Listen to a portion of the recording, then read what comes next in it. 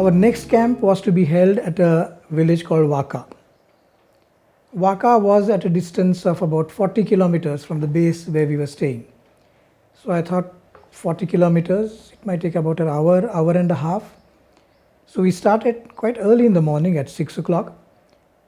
But we did not take 1.5 hours, we took 4.5 hours to reach there. Extremely underdeveloped roads. By about 10:30, we reached our destination. Waka was a very, very small village and situated right at the border of Myanmar. The camp was held in a small room in a local school. We reached there. As we entered the room, from the room I could see a small hillock, and the villagers told me that just beyond the hillock is Myanmar. We started the work around 11 o'clock. There was a huge rush on that particular day. A lot of villagers had come from remote places. There were so many patients that we literally could not afford to take even a lunch break. We just survived on taking some glucose biscuits and cups of tea in between, and we went on uninterrupted till almost 4:30 in the evening. At 4:30, as the sun was setting, we decided to stop the work because we had finished seeing all the patients. We wrapped up the instruments, we took down our vision charts, and we were preparing to leave when suddenly there was banging and kicking on the door. This had never happened before. So I asked the volunteers, just please open the door, and who's banging on the door? They opened the door, and in rushed almost 15 youngsters. The two of them, who typically looked like their leaders, had bandana on their head. They came and approached us. All of them were carrying a sword. That sword in the local language in Arunachal Pradesh is called a dao. So wielding that dao in front of us, they came and stood right next to me. So those two leaders were wielding their dao and standing right next to me. The leader said, "I'll see later on what to do with you, but you have to examine all 15 of us."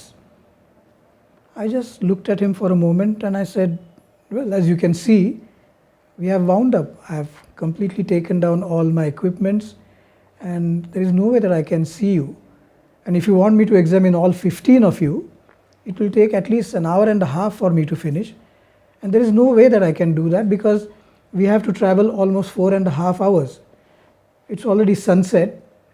The roads are very bad. So I cannot examine all of you. It's not possible. He said, I'm telling you that you must examine all of us. Later on, I'll see what to do with you guys. I heard this and I told him, well, even if I think of examining you, it's not going to be possible for me to drive back. So on one condition, I'll examine all of you. You must provide for accommodation for me and my wife Naina. If you do that, we'll stay here tonight and tomorrow morning we'll go back. As we were having this conversation, the other 13 of his colleagues, they were chatting with the villagers. The villagers told them that Dr. Dikshit does not represent state. He's an individual who has come from a city called Pune in Maharashtra, which is very, very far off. He has come here, he's seeing patients from 9, 10 in the morning till just now without a break. Coincidentally, there have been so many patients today that they have not even taken a break for lunch. They are examining patients for all this time, and remember that they don't take a single penny from any of the villagers. By that time I was talking to this leader. I realized looking at their daos and their attire that they definitely were what we call as infiltrators having crossed the border of Myanmar.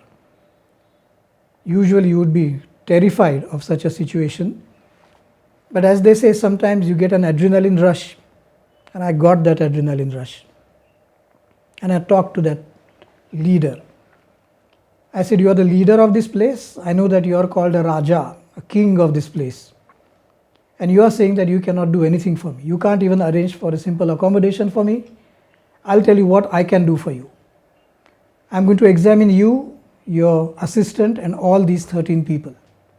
I'm not just going to examine you, I'll examine you, and those of you who need medicines, I'm carrying medicines with me, I'll give the medicines to you. Some of you are going to require glasses. So I'm going to check you for glasses, and those who need glasses, I've even got glasses with me. I'm going to dispense those glasses to all of you.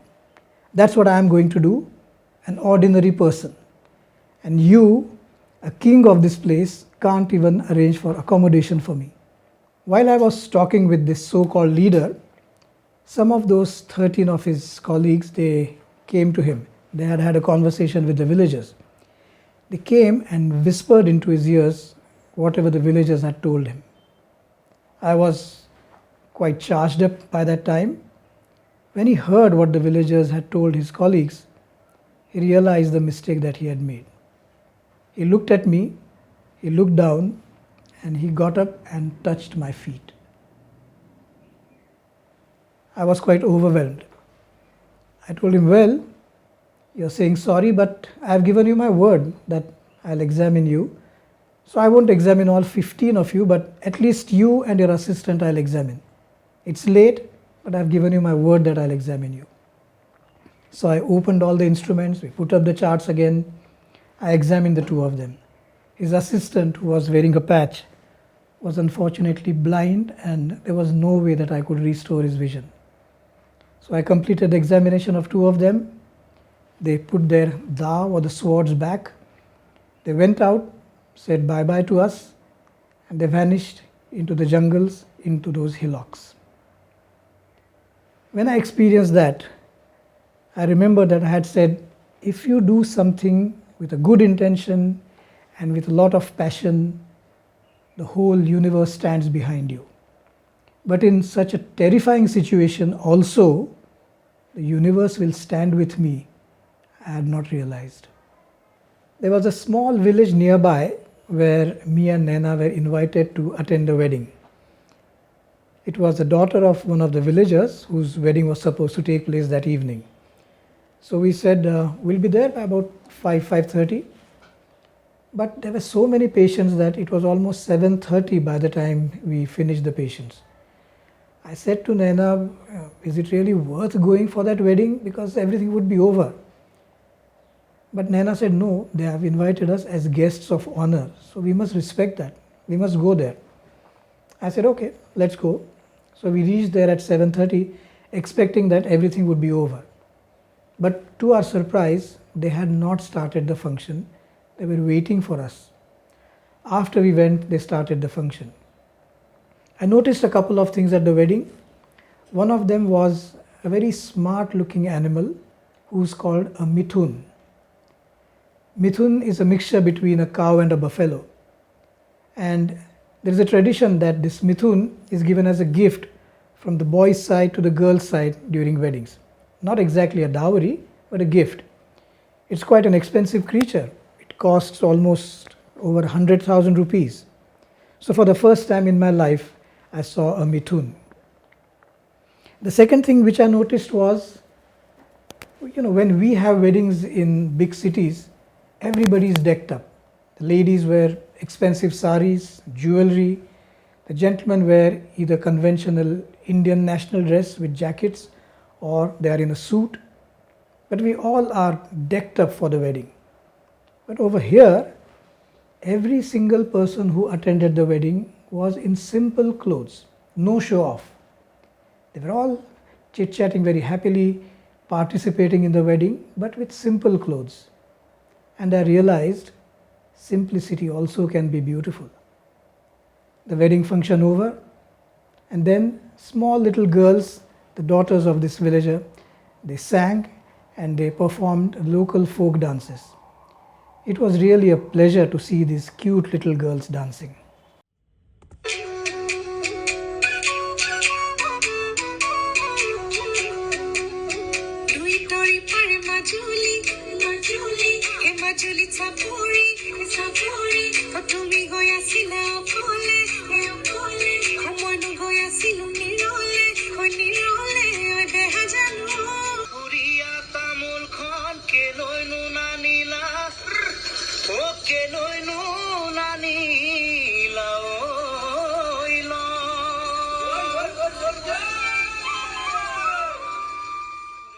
After such a terrifying and life-threatening experience at Waka, I didn't know that a completely new experience was waiting for us at our new destination, the next destination of the iCamp, Wakru.